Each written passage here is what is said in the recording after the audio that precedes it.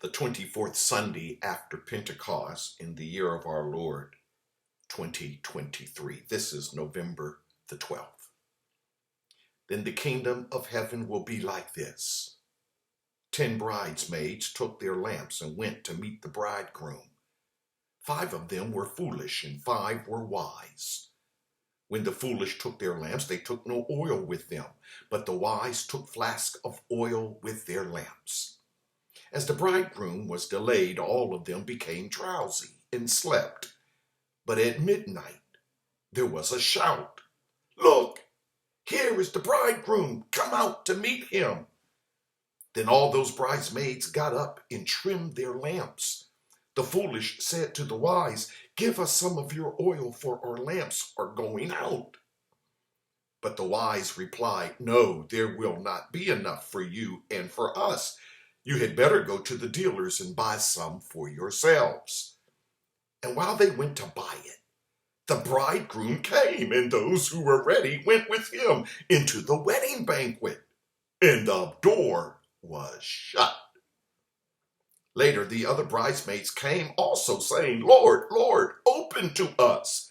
But he replied, "Truly I tell you, I do not know you. Keep awake, therefore, for you know neither the day nor the hour." Matthew 25, verses 1 through 13. Who's getting married? If Jesus' parables fail to disturb, challenge, and unsettle you, you probably are not listening. This one about the 10 bridesmaids provokes unease, perhaps even a touch of ire. 10 bridesmaids attend a wedding with their lamps. 5 neglected to bring oil for their lamps, and the other 5 took flasks filled with oil. Why was oil not already provided at the venue by those who are to be wed? Why are the 5 with full flasks so stingy that they rebuff those who have no oil? How is a bridegroom delayed until midnight before arriving for his nuptials? What bride would wait that long for him to show up? Why was she not presumed that she had been left standing at the altar, publicly humiliated, thrown aside, and discarded? Why is the bride not even mentioned in Jesus' parable? The word bride does not appear anywhere in the parable. Is the bridegroom going to marry himself? We see the 5 virgins with empty lamps running off to the dealers to purchase oil after the bridegroom is spotted at midnight. Why did they wait so long? Who will they find to sell them oil at that sleepy hour? These are but a few of the questions that come to mind, but chief among our concerns surely must be that Jesus tells this parable as a way to make clear what the kingdom of heaven will be like. At first hearing, I am not encouraged by the parable that heaven is all that wonderful. I feel an indisputable sorrow for the 5 foolish bridesmaids. I cannot help myself. Their offense does not seem to merit the rough rebuke of a door slammed in their faces, nor the definitive dismissal they receive when the bridegroom haughtily sneers at them. "Truly, I tell you, I don't know you." They have no oil for their lamps. That's the problem. I think Jesus has our attention. So now we must ask what Jesus means by this image of a wedding feast. the figure of lamps for light and oil to power them. Why 10 bridesmaids and not, say 7 or 12? It may help us to know something about marriage customs, processions, and marriage feasts in the day of Jesus. Customs that still survive to the present day in some parts of the Judean world. Weddings involve the joining of families after elaborate negotiations had settled upon whose daughter was to marry whose son. The dowry would be agreed upon and financial security for the bride would be guaranteed in advance in the event that her husband should die prematurely. Following the agreement struck to seal the covenant of betrothal, the groom left his betrothed in her father's house.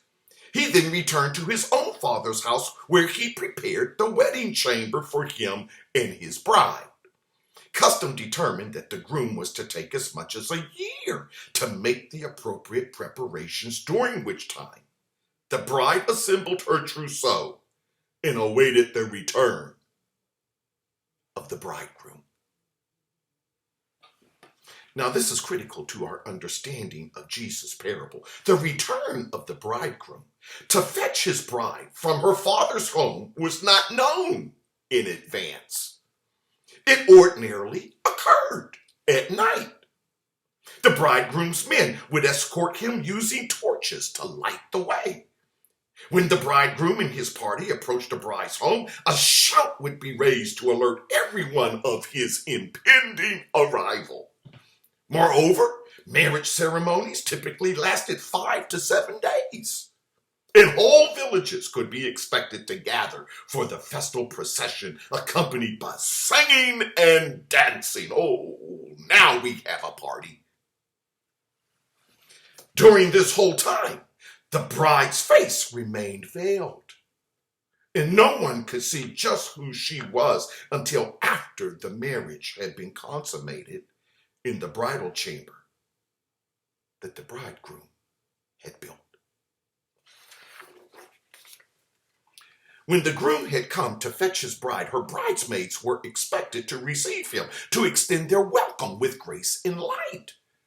The glow of their lamps would shine against his face to show that he was no impostor, some pretender come to abduct and to sully the bride, so chaste, so innocent, so full of heart and life. It suddenly becomes much clearer to me now just what Jesus was up to in this parable. First of all, light is a necessity against the enveloping darkness that so often lulls us to sleep. It is not unusual that we should become drowsy and fall asleep. It's inscribed to human nature. All men and all women cannot long ward off fatigue, exhaustion, the long uninterrupted wait for something extraordinary to happen. The bridesmaids accompany the bride, and they, like her, are expected to be chaste, principled, and righteous. Their lives must be clear examples unto others, lives lived out without cover, deceit, or subterfuge. Like a lamp well lit, they must be beacons of light by which others might avoid stumbling. But a life may lose its flare if not properly fueled by the source of its energy and brilliance. Hence, one must always have in rich supply that which no other person may give or provide. It takes faith to live a life committed to virtue, a life that works for justice no matter what the cost might be. But if this is true, then consider how one may come by faith Is there a dealer at midnight or even any other time of night or day to open his store to make faith available to a dry and empty soul? Where can one go in all the earth to make such a purchase? Or do we search in vain to have what no one but the Spirit of the living God can give us? Faith is a powerful feature of human life, not because of reason, but far more often faith is powerful in spite of reason. Faith is not an intellectual exercise, so it is not obtained through a series of examinations after which one receives a degree. It is an exquisite passion triggered by the desire and yearning for the soul's delight. It is not some rare and costly item for which one must hunt and upon its discovery leverage all of one's wealth and property to secure it. It swamps in value all earthly things. All the stars in the sky, added unto the deepest recesses of the sea, could never begin to measure the value of faith. To offer them up in exchange is an insult to faith. A life lived without faith is a life lived out in the dark. I take the empty vessels of the foolish bridesmaids to signify the emptiness of their lives. They have no spark because they never enriched the fuel. And now that the bridegroom has come, they lack the proper witness the celebration demands. Their witness, had they cultivated it, would have cast a light brighter than torches and more brilliant than bonfire.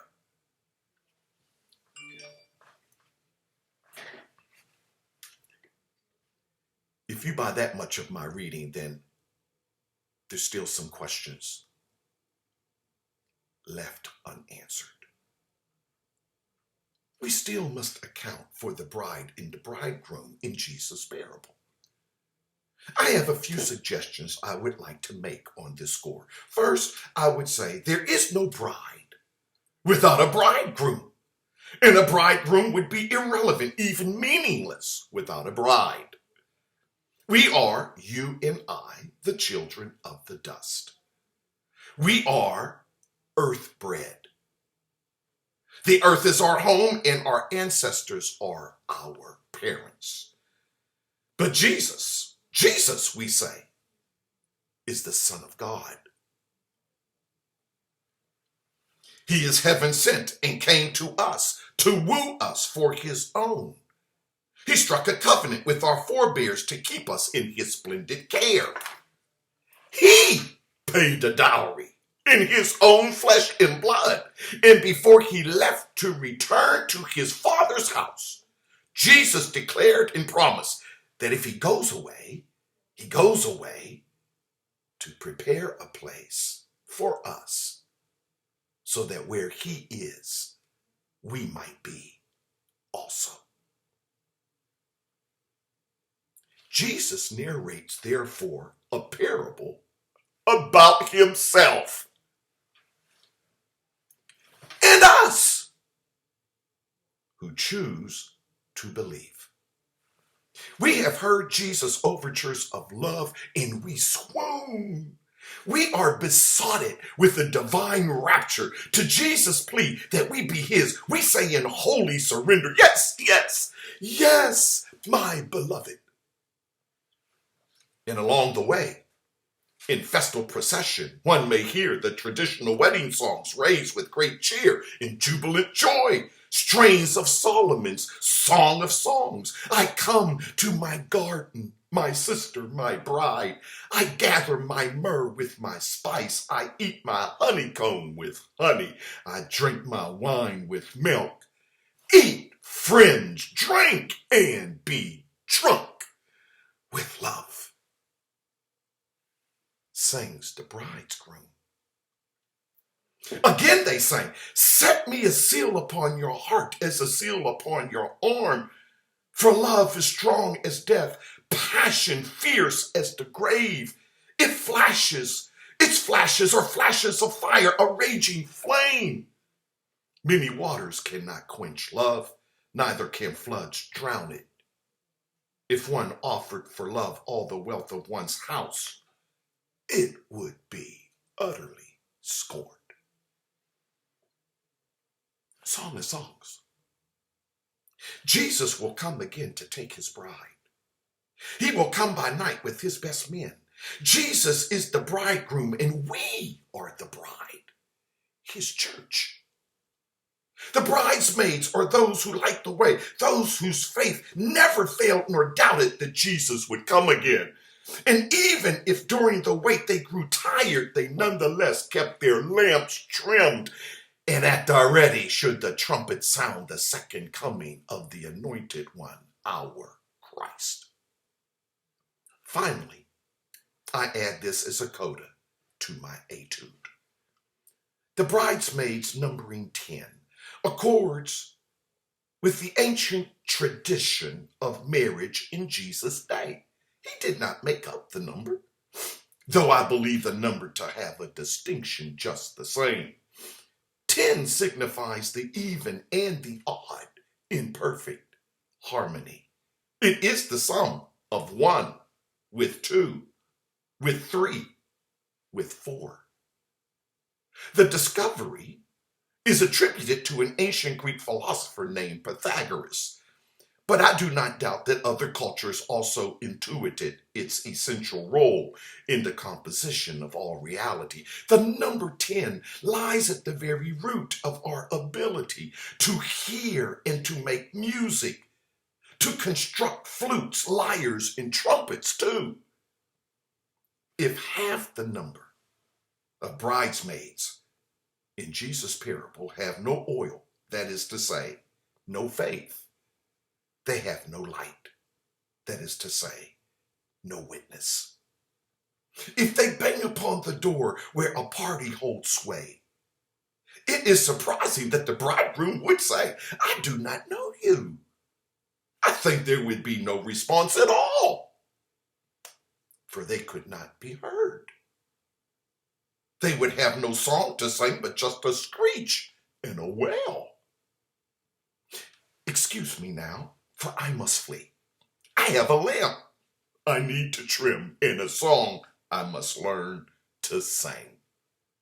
Is it Jesus coming in festive pomp and glory with a groom's crown upon his head?